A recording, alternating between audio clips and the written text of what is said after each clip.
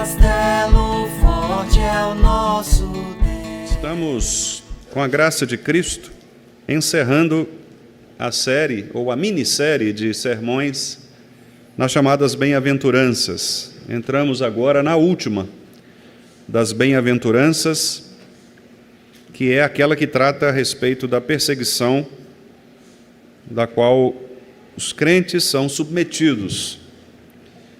E é um texto, ao mesmo tempo, desafiador, também consolador.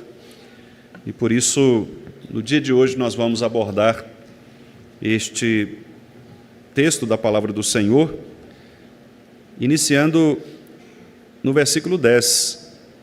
Mateus, capítulo 5, versículo 10. Vamos ler juntos? Bem-aventurados os perseguidos por causa da justiça, porque deles é o reino dos céus. Amém. Vamos orar, meus irmãos. Querido Deus, nós te agradecemos, ó Pai, pelo privilégio de estarmos agora com a Tua palavra aberta diante de nós, para ouvirmos da boca de Cristo, Teu Filho, a instrução para as nossas vidas cristãs.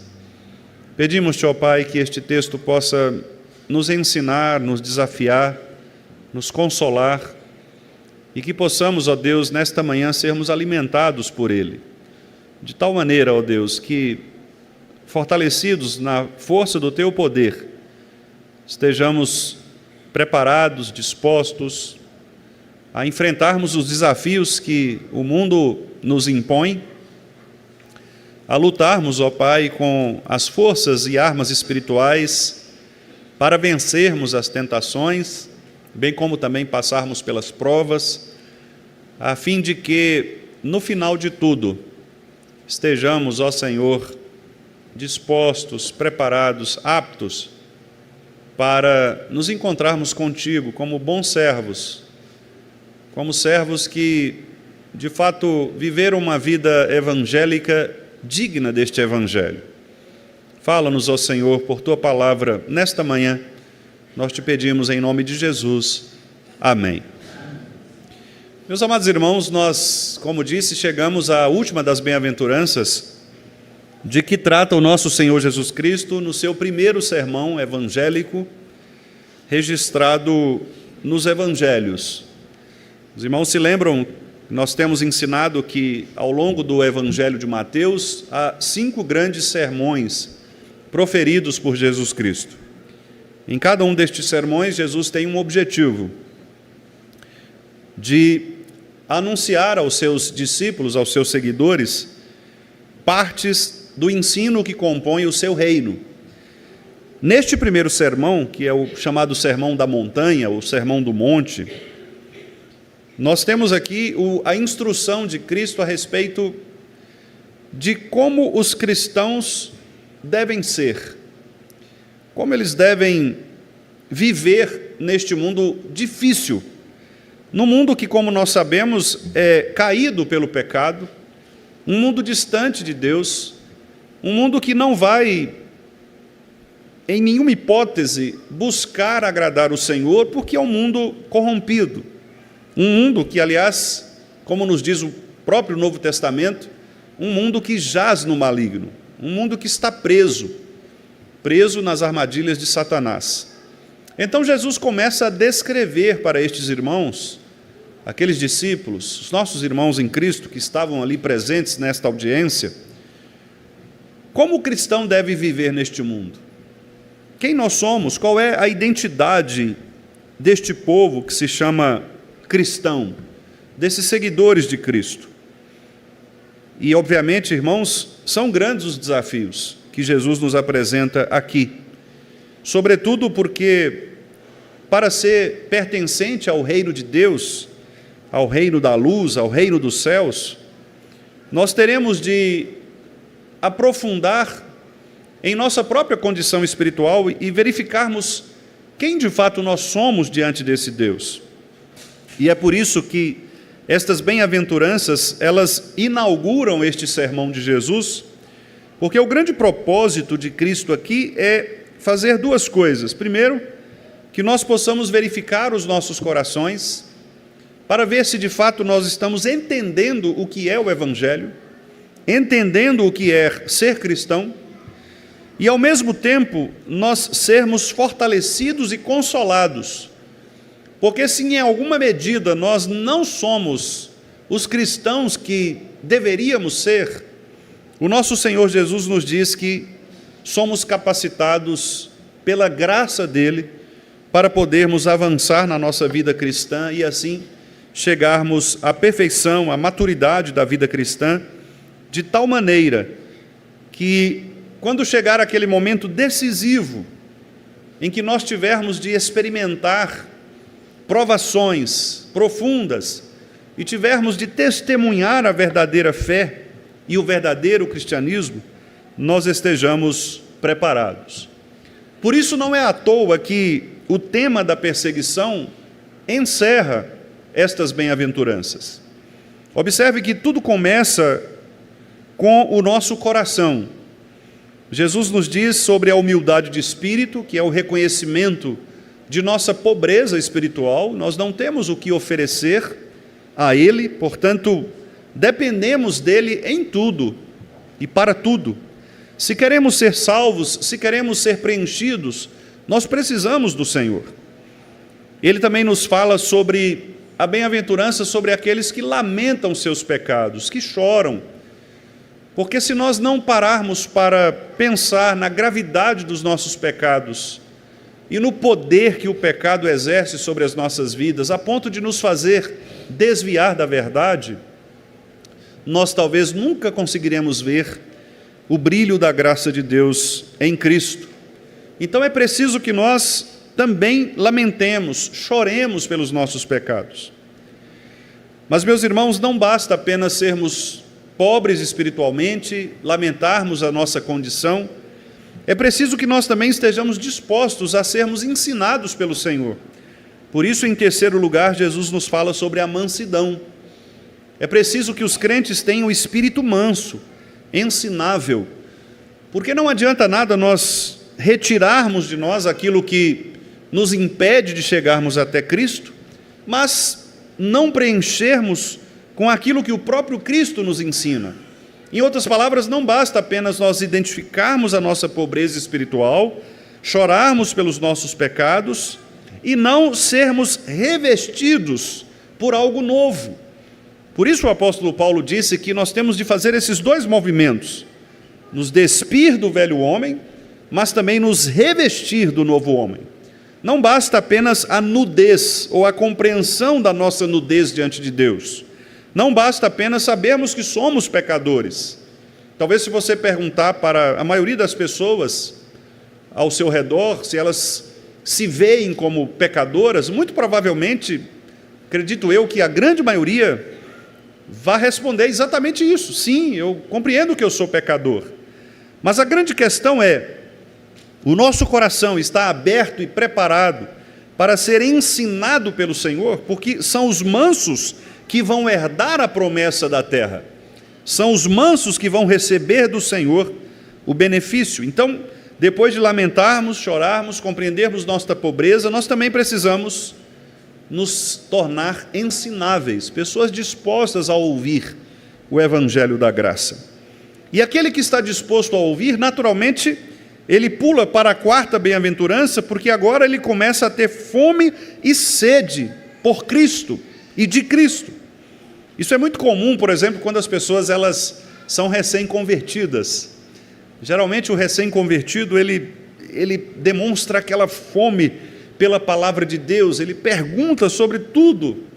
Qualquer dúvida que ele tem na Bíblia, ele pergunta, ele quer saber, ele interroga, ele discorda, concorda. Isso faz parte daquele primeiro movimento de querer saber mais, por uma ansiedade natural de conhecimento. Esta fome e sede de justiça é o desejo profundo que os corações ensináveis possuem de querer mais de Cristo, de desejar ser mais próximo do Senhor. E aqueles que são preenchidos pela palavra de Deus, que são agora alimentados e dessedentados pela justiça de Cristo, eles veem as outras pessoas com os olhos de misericórdia, porque eu avaliei os meus pecados, sei que sou pobre espiritualmente, não posso oferecer a mim mesmo a Deus sem Cristo, choro pelos meus pecados, ouço o ensino da palavra de Deus, desejo me aprofundar no conhecimento de Cristo, e agora eu olho para as outras pessoas ao meu redor e o meu coração se torna misericordioso, porque agora eu preciso demonstrar também às outras pessoas a mesma misericórdia com a qual eu fui alcançado em Cristo Jesus.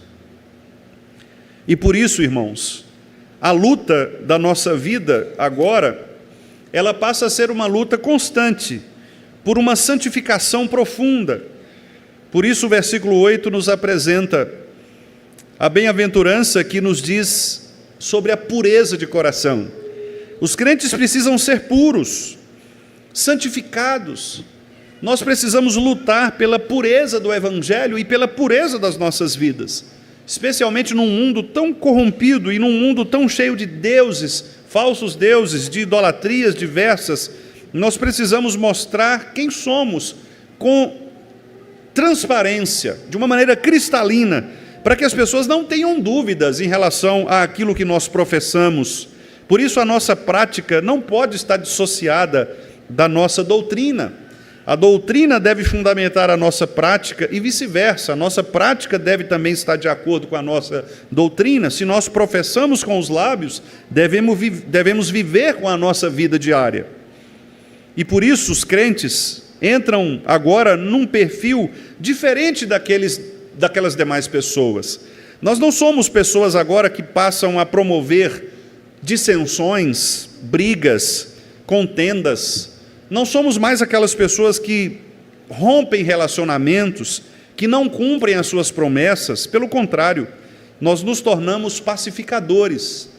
Pessoas que agora entram no mundo, neste mundo pervertido, neste mundo corrupto, para trazer uma palavra de paz, uma palavra de amizade, de amor, uma palavra que salva.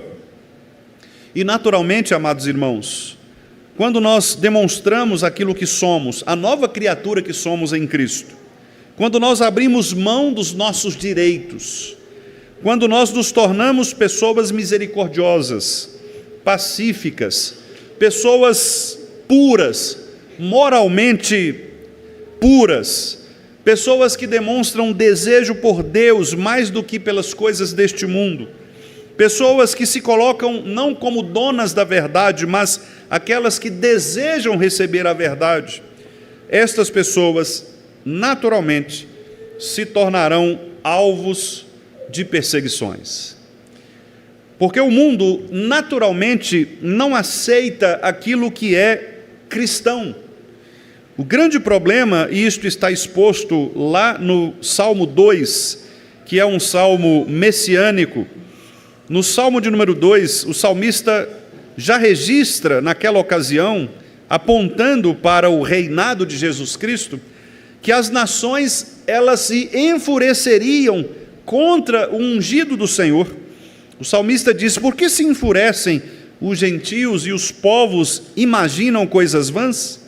Os reis da terra se levantam e os príncipes conspiram contra o Senhor e contra o seu ungido, se referindo aqui a Jesus Cristo, num ponto futuro. E eles dizem: rompamos os seus laços. Observe que o grande propósito deste mundo caído é exatamente o propósito de destruir esta unidade em torno da verdade que é Cristo. Sacudamos de nós as suas algemas.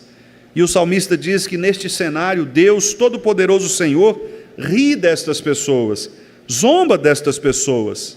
E Deus, na sua ira, no tempo dele, há de confundir estas pessoas e de trazer sobre elas o juízo, dizendo quem é o verdadeiro rei deste mundo. Isto está no versículo 6, que diz: eu, porém, constituí o meu rei sobre o meu santo monte Sião, proclamarei o decreto do Senhor. Ele me disse: tu és o meu filho, eu hoje te gerei. Este rei, diz o versículo 9, regerá com vara de ferro e despedaçará estas nações como um vaso.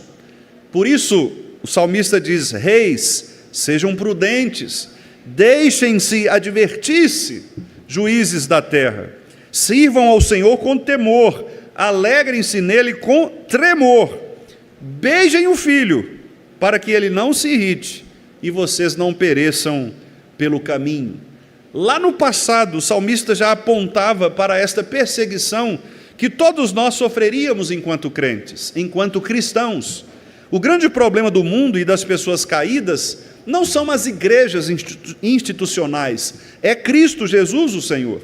Portanto, onde nós estivermos, a religião cristã sempre exigirá de nós lágrimas de arrependimento e o sangue derramado pela perseguição.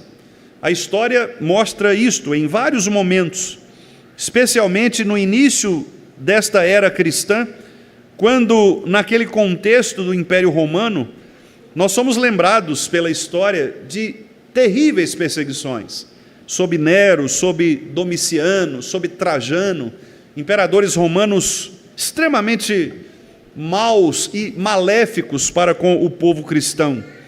Aqueles que matavam os cristãos, que colocavam os cristãos expostos nas praças públicas para que todos pudessem vê-los.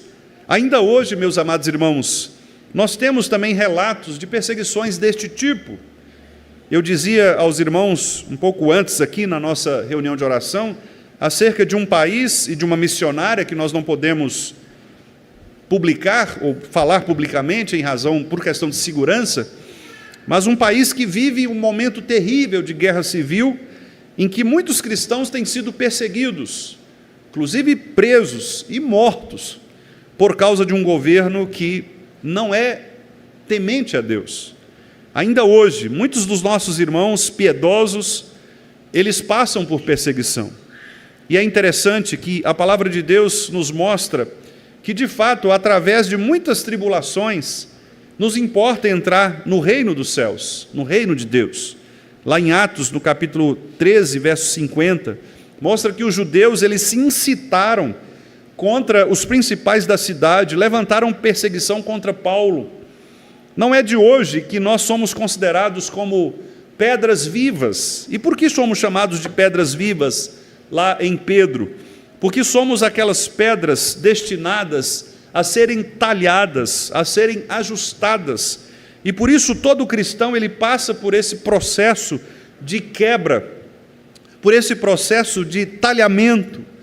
Nós somos, meus irmãos, portanto, levados para o céu, mas no meio de espinhos e de sangue.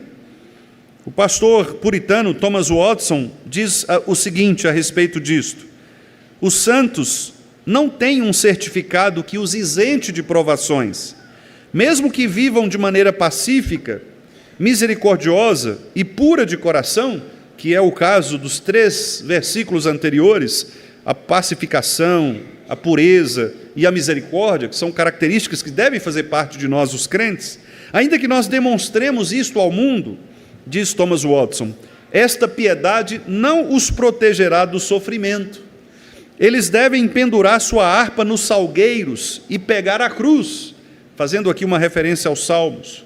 E ele completa dizendo: o caminho para o céu é cheio de espinhos e sangue. Embora esteja cheio de rosas em relação aos consolos do Espírito Santo, ele também está cheio de espinhos em relação às perseguições.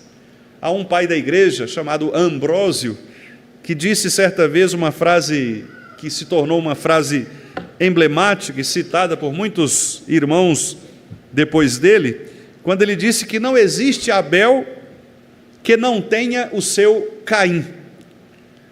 Nós sempre teremos um perseguidor, sempre teremos uma perseguição, sempre teremos algo contra o que lutar. O apóstolo Paulo, lá em 1 Coríntios 15, diz, relatando sobre a sua luta apostólica, ele diz que lutou com bestas em Éfeso, feras.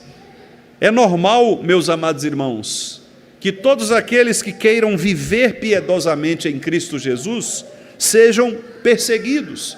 Aliás, esta foi a instrução de Paulo ao jovem pastor Timóteo: todos quantos querem viver piedosamente em Cristo serão perseguidos. E Paulo diz ali, numa ação concreta, ou, em outras palavras, não numa hipótese, mas em algo que de fato vai acontecer. Se você se tornar um cristão fiel a Deus, um cristão puro de coração, pacificador, misericordioso, alguém que deseje crescer na graça e tenha fome e sede da justiça de Cristo, se você se tornar alguém ensinável, disposto a fazer aquilo que a palavra de Deus instrui, se você demonstrar às pessoas que você é pecador, que você é pobre de espírito, que você lamenta pelos seus pecados, certamente você será perseguido. Jesus Cristo, então, quer ensinar a estes discípulos, irmãos, que nós devemos colocar a cruz como parte da nossa profissão de fé. A cruz faz parte da vida cristã. A cruz não foi apenas algo reservado a Cristo, mas a cruz é reservado a todo cristão. Eu e vocês devemos estar dispostos a passar pelas cruzes que este mundo nos oferece. Nós vamos viver aqui, meus amados irmãos, e teremos sim, como nos alertou Jesus, muitas aflições, de todos os tipos, de todas as qualidades, de todas as intensidades. Mas o fato é que todos nós experimentaremos, em algum momento de nossa vida, algum tipo de privação, de restrição, de provação, de tentação, de perseguição, e nós então devemos estar prontos, preparados para resistirmos a estas situações, para que, ao final, sendo todos nós aprovados por Cristo Jesus o Senhor, estarmos mesmos dispostos a entrar no reino dos céus e recebermos, como diz o versículo 12, o grande galardão que nos está reservado nos céus. Por isso mesmo que Jesus diz no versículo 12, regozijem-se, exultem, não temam a perseguição, ela vai doer. É muito provável que vocês enfrentem provações extremamente difíceis, que causem dores físicas, emocionais, dores psíquicas. É possível que vocês tenham dores espirituais. É possível que vocês experimentem momentos de terror. Mas saibam de uma coisa, vocês serão bem-aventurados, porque o resultado de tudo isso não é o sofrimento de vocês. Ou, em outras palavras, vocês não vencerão pelo sofrimento. O sofrimento faz parte da vida cristã. E fazendo parte da vida cristã, ele vai preservar vocês de cair.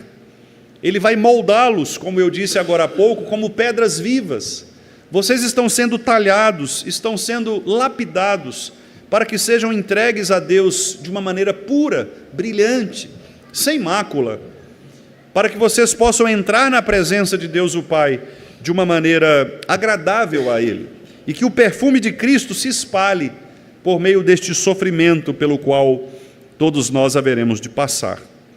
A palavra aqui, meus irmãos, utilizada em perseguição neste texto, ela pode também ser traduzida ou interpretada como ser molestado, ser incomodado.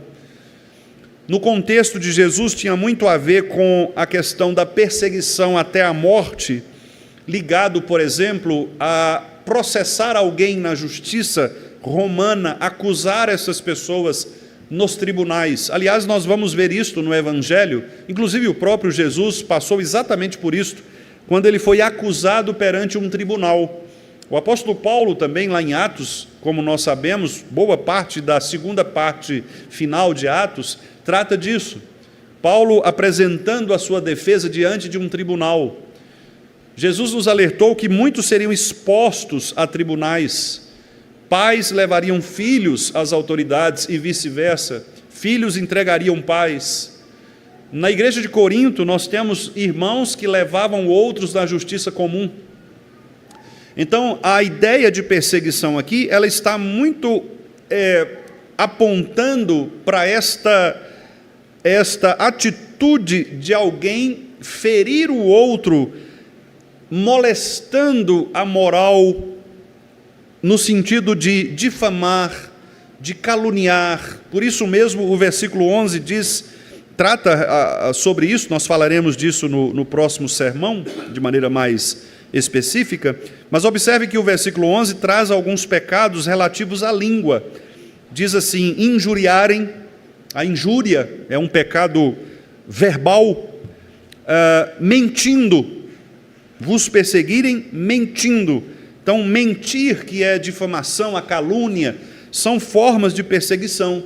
Então, Jesus está apontando aqui, não necessariamente apenas um tipo de perseguição física, mas também todo tipo de moléstia ou de acusação contra os eleitos de Deus, contra os crentes.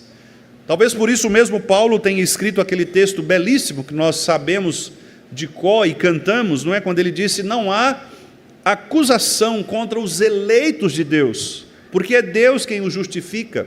Porque Paulo sabia que muitos dos eleitos, muitos dos cristãos seriam acusados injustamente. Eles seriam alvos de calúnia, de mentira, de difamação. Por isso o versículo 11 está aqui. E obviamente também seriam alvos de uma perseguição pelas mãos, ou perseguição física, como nós costumamos mencionar. E nós vemos, de fato, esta previsão na palavra de Deus. Por exemplo, em Atos, capítulo 7, em Romanos, no capítulo 8, Gálatas, no capítulo 4, vários textos do Novo Testamento mostram, inclusive Paulo dizendo lá em Romanos 8,36, Paulo diz: por amor de ti, de Cristo, somos entregues à morte cotidianamente, continuamente, diariamente. Paulo diz que nós somos como ovelhas que caminham para o matadouro. Também a palavra de Deus nos pergunta, como lá em Atos 7, dizendo: qual dos profetas de vocês não sofreram perseguição? Porque nós nos lembramos dos profetas do passado e também dos profetas do Novo Testamento, aqueles que pregavam a palavra, como eles foram perseguidos por causa da justiça. Talvez o exemplo mais próximo ou mais claro para nós seja de Elias, profeta Elias, vivendo ali naquele reinado de Acabe, Jezabel, sendo perseguidos. Os profetas se escondiam nos antros da terra ou nas cavernas, tanto que lá em Hebreus, no capítulo 11, nós temos exatamente esta expressão: aqueles que se escondiam nos antros da terra ou nas cavernas para não serem mortos pela perseguição. E tantos outros que também sofreram perseguição. O próprio Moisés, que é considerado um profeta, libertador do povo de Deus, foi perseguido por Faraó, por seu exército, ali no caso uma perseguição física propriamente, mas ao mesmo tempo Moisés também foi perseguido pelos seus próprios irmãos. Não uma perseguição pela mão, uma perseguição física, mas uma perseguição diferente, talvez uma perseguição ideológica, muito voltada para a questão do poder, o exercício do poder, o desejo de poder, de liderança. O fato é que a palavra de Deus mostra que, de fato, aqueles que querem viver piedosamente em Cristo Jesus, eles serão perseguidos. E, meus irmãos, nós devemos entender que a provação, ou a perseguição, melhor dizendo, é uma provação, é um teste de sinceridade. E nós podemos afirmar que a provação, as perseguições pelas provações, são maneiras de Deus separar os verdadeiros santos, os verdadeiros crentes, daqueles que não são verdadeiros crentes. Porque o que nós percebemos na Escritura é que corações insinceros, aqueles que são hipócritas, aqueles que fingem ser cristãos, mas não são, eles suportam muito bem durante certo tempo a vida cristã, especialmente em momentos de prosperidade.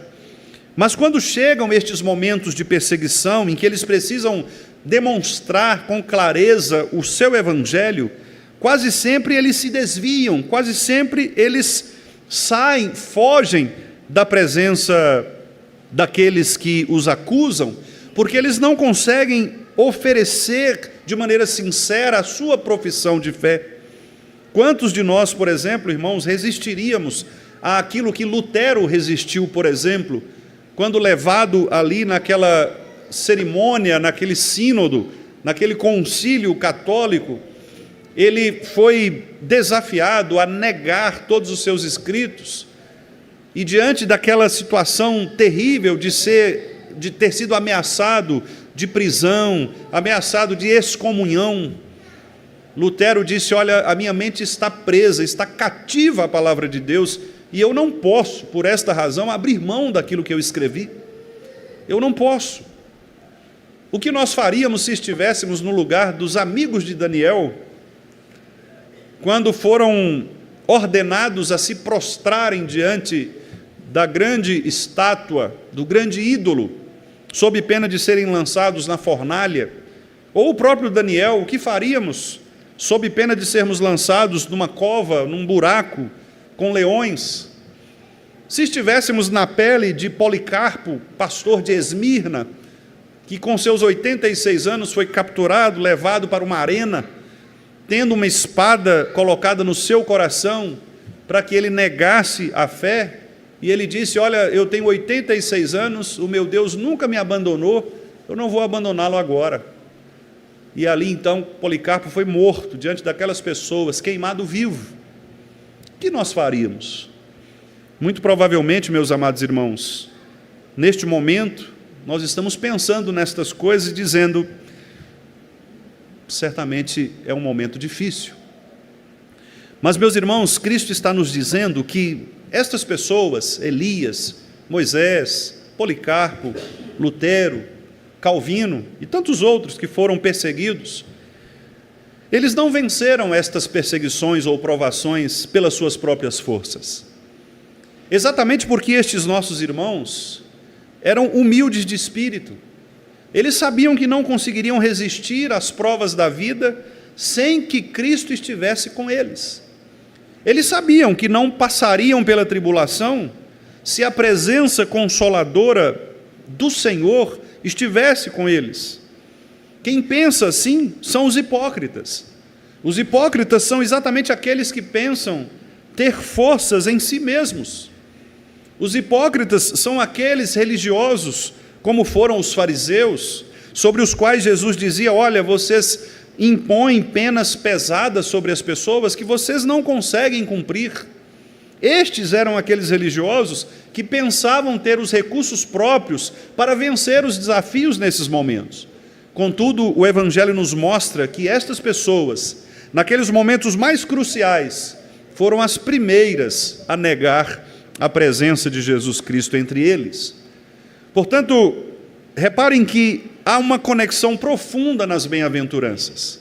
Nós nunca estaremos capacitados para vencermos as tentações sem que antes tenhamos um coração humilde, lamentemos pelos nossos pecados, sejamos mansos para aprender de Cristo, tenhamos fome e sede do Senhor, exerçamos misericórdia, santidade, pacificação.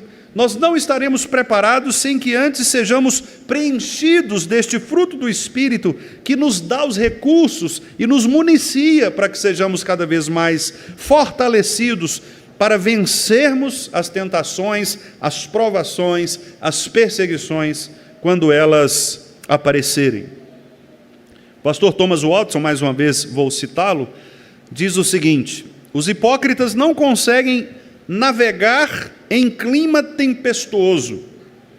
Eles seguirão Cristo ao Monte das Oliveiras, mas não seguirão Cristo até o Monte Calvário. Como madeira verde, eles murcham sob o sol escaldante da perseguição. Se surgirem problemas, os hipócritas preferirão Demas ao invés de Moisés. Preferiram 30 moedas de prata em vez de Cristo. De fato é assim.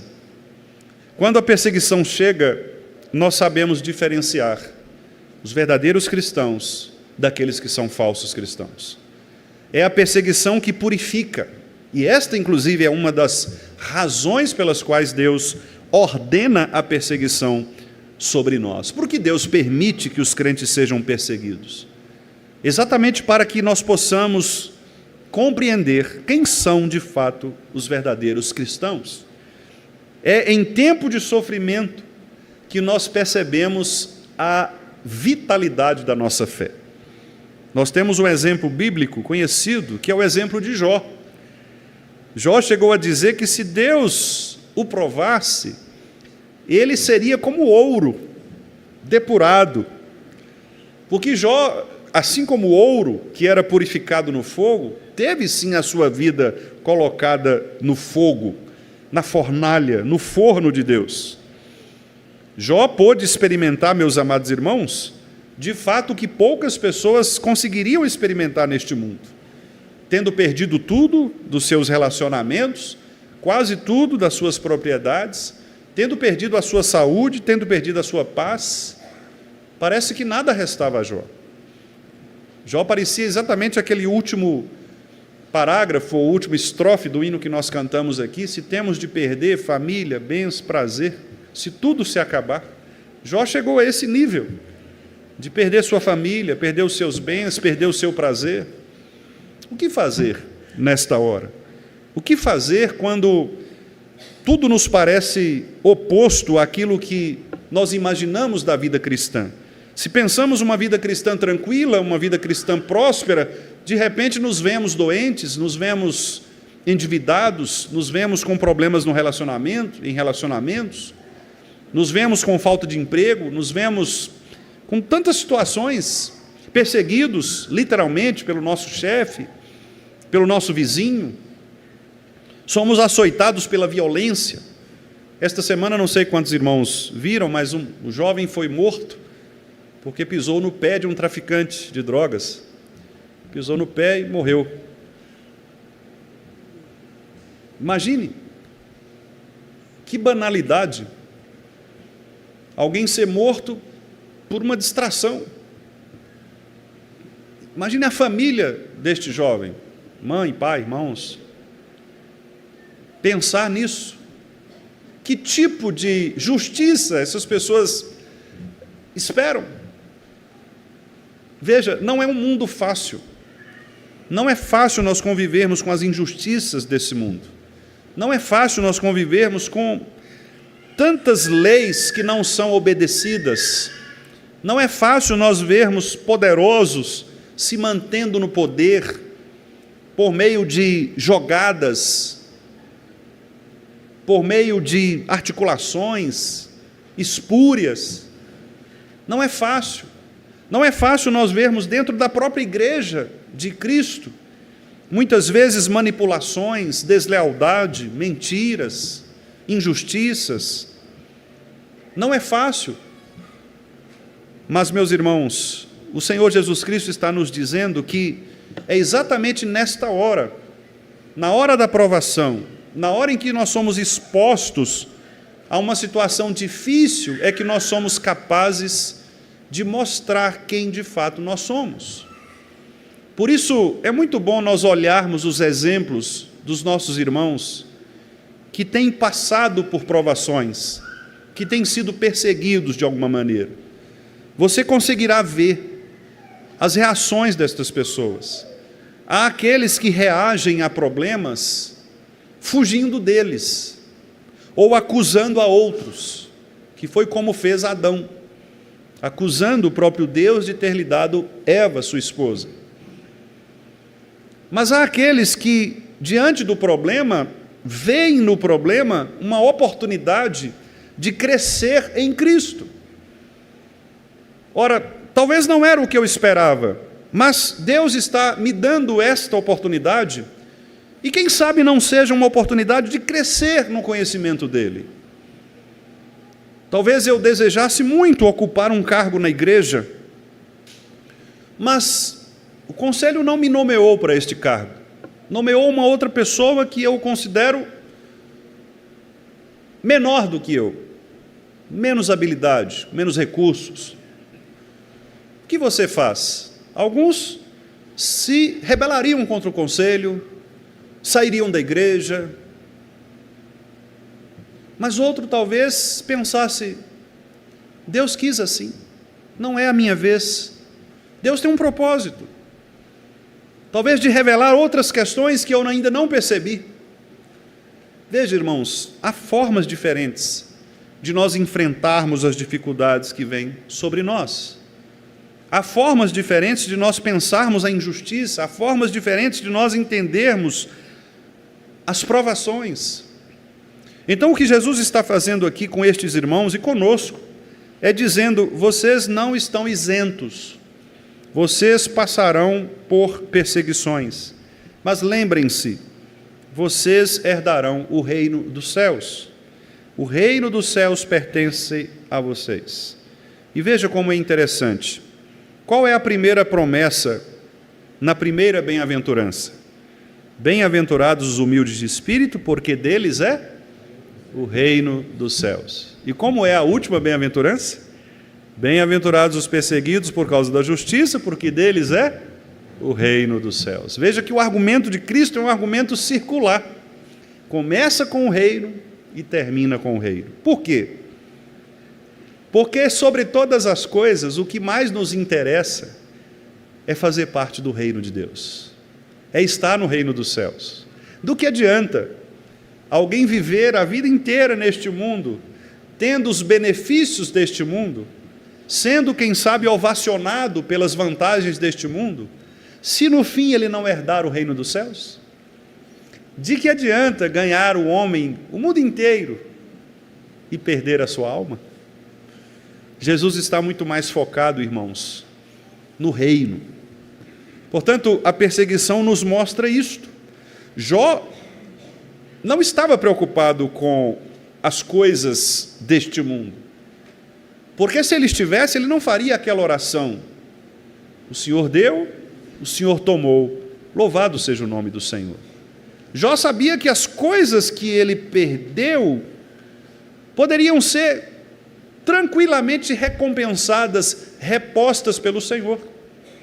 Assim como Abraão, quando esteve diante do monte para sacrificar o seu filho, nós somos informados lá em Hebreus capítulo 11 que ele faria isso porque cria que Deus poderia ressuscitar Isaque no seu tempo. Repare que crentes vivem pela promessa de Deus. Nós cantamos aqui, e nós cremos no que cantamos, porque o que nós cantamos foi: não olho as circunstâncias, eu olho o amor de Deus, porque é o amor de Deus que faz com que Ele esteja presente conosco. Se eu olhar as circunstâncias, eu farei como Asaf, me considerarei injustiçado, porque olho para os ímpios e eles estão prósperos, enquanto eu sofro. Mas se eu olho com olhos do amor de Deus em Cristo Jesus para comigo, eu faço como Paulo: quem poderá nos separar do amor de Deus que está em Cristo Jesus, o nosso Senhor? Será altura, profundidade, principados, potestades, coisas do presente, coisas que ainda virão? Outra criatura, como Satanás, por exemplo, quem poderá nos separar? Ninguém. Por quê? Porque em Cristo Jesus nós estamos seguros. Em Cristo Jesus nós somos amparados. Então, queridos irmãos, se porventura formos provados, se as perseguições vierem sobre nós, sejam de maneira intensa ou de maneira amenizada, sejam constantes ou sejam espaçadas, não importa, estejamos preparados para enfrentar as situações da vida, com os olhos fixados no autor e consumador da nossa fé, Jesus Cristo. Só Ele pode nos fazer vencer os desafios, só Ele pode nos fazer suportar as perseguições. Que Ele nos capacite para a honra dEle mesmo, para a glória dEle mesmo, que o nome de Cristo jamais seja envergonhado pela nossa fraqueza, que o nome de Cristo jamais seja envergonhado por desistirmos da vida cristã, por retrocedermos na vida cristã. Mas, como nós temos insistido aqui, inclusive no último final de semana, prossigamos para o alvo, prossigamos para o prêmio da soberana vocação de Deus em Cristo Jesus. Esquecendo-nos das coisas que para trás ficam, avancemos. Esse é o ponto que todos nós precisamos compreender. Perseguições teremos, mas Cristo está ao nosso lado. Com Cristo no barco, tudo vai muito bem. Que esta canção que aprendemos lá atrás enquanto crianças possa agora ressoar novamente em nossos corações, em nossa mente. com Cristo no barco, tudo vai muito bem. Talvez as tempestades venham, virão, mas Cristo está conosco. Cristo está conosco. Amém.